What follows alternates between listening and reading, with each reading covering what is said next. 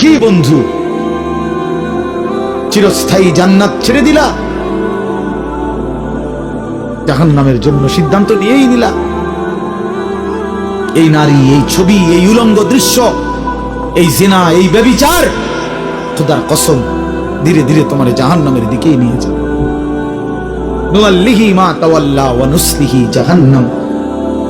আল্লাহ বলছে, যে বান্দা আমার রাসূলের বিরুদ্ধাচরণ করবে এবং আমার ঈমানদার বান্দারা যে পথে চলে তার উল্টো পথে চলবে, আল্লাহ বলেন আমি তাকে সেই উল্টো পথেই চালাবো এবং একদিন সত্যি সত্যি আমি তারে জাহান্নামে ফেলে দেব। খোদার কসম, এটা কোরআন শরীফের আয়াত। আমি এই মাত্র বলে আসছি, বলছি তোমরা যারা আমার একটা কথা মনে করো বাপ, ছেলেদেরকে তোমাদেরকে বলি, বাবা সারা দিন সারা রাত মোবাইলে নারী দেখো, ছবি দেখো, নাচ গান, এক ওয়াক্ত নামাজ যারা পড়ো না, কোনোদিন যারা ফজরের নামাজ পড়ো না, হালাল হারামের কোনো পার্থক্য নাই, কিন্তু কেউ তোমারে ফিরায় না। তোমার মা, তোমার বাবা, তোমার পাড়া, তোমার মহল্লা, তোমার দেশবাসী, কেউ তোমারে নিয়ে একটু ভাবে না, কেউ তোমার একটু ফিরায় না। একটা বার বলে না যে বাবা তুই কোন রাস্তায় যাচ্ছিস, কিরে তুই মুসলমানের ঘরে জন্ম নিয়ে নষ্ট হয়ে যাচ্ছিস কেন? যাকে কেউ ফিরায় না, কেউ বলে না, কেন বাপ? একটা বার, একটা ছেলে শুধু তুমি আমার কথা ভাইবো যে কেউ তোমারে ডাকে না কেন?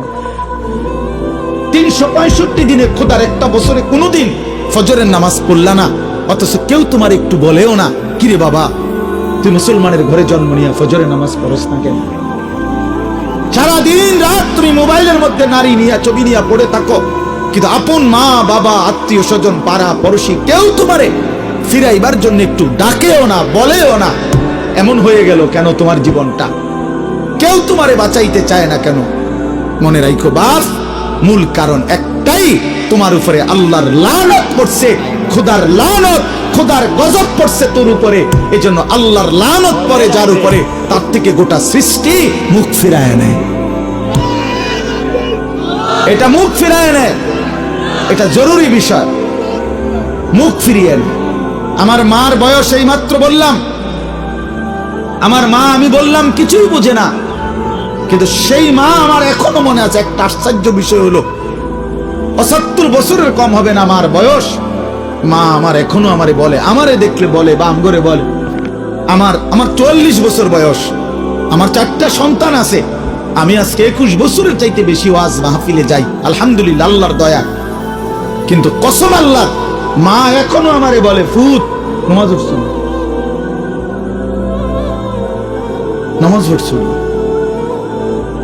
আমারে সব সময় বলে, মা ফুত চাইও, মানুষের কত আনে মাহফিলে যাও, মানুষের লোকে চাইও, টাকা পয়সা লইয়া ঝামেলা করো না। কতবার যে কইছে কথা এটা মা আমারে, আমার জীবন। কিরে বেটা, আমার 75 বছরের মা তো, আমি 44 বছরের ছেলে, আমি আমারে আজও ডাকে, তোরে কেন ডাকে? তোর উপরে কোন খোদার লানত পড়ছে বেটা? এজন্য তো অব্যাহত ভাবে চোখের সামনে ছেলেটা চরিত্রহীন হয়ে যাচ্ছে, লম্পট হয়ে যাচ্ছে, এক ওয়াক্ত নামাজ পড়ে না, কেউ তারে ডাকে না। আহা, কেন এমন হয়ে গেল বাপ?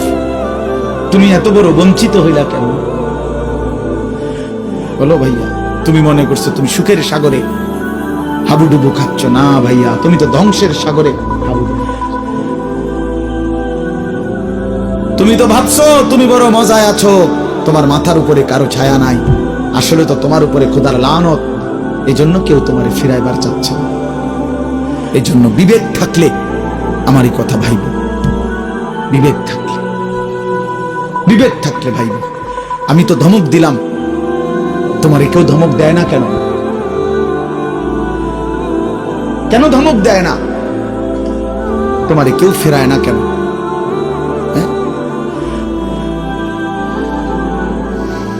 এজন্য দোস্ত দয়া করে এটা ভাবা উচিত, আমরা ইনসাফের সাথে আমাদের এটা ভাবা উচিত। আমরা যদি এটা ভাবি, আমাদের জীবন সুন্দর হবে। এই কথাটাই আমি শুরু করছিলাম। আল কাইয়িসু মান দানা নাফসাহু, নবীজি বলছেন সে বুদ্ধিমান যে নিজের হিসাব করে, ও আমিলা লিমা বাদাল মাউত, এবং মৃত্যু পরবর্তীর জন্য আমল করে। সেভাবে আমি কে, আমারে কে বানাইলো, আমি আসলাম কোত্থেকে, কেন বানাইলো। আত্ম উপলব্ধি, নিজের বিবেক, নিজের জাগা, আসলে আমি কে, আমি মানুষ না জানোয়ার। এতটুকু বুঝ, বুদ্ধি, আকল, দিমাগ যদি দোস্ত আমার না থাকে, তা আমি মানুষ হলাম কিভাবে, মুসলমান হলাম। মাসালুল্লাযী ইয়াযকুরু রাব্বাহু ওয়াল্লাযী লা ইয়াযকুরু রাব্বাহু মাসালুল হায়্যি ওয়াল মাইয়্যিত। নবীজি বলছেন যে আল্লাহকে স্মরণ করে আর যে করে না, এই দুইজনের মধ্যে উদাহরণ হলো একজন জীবিত, একজন মৃত।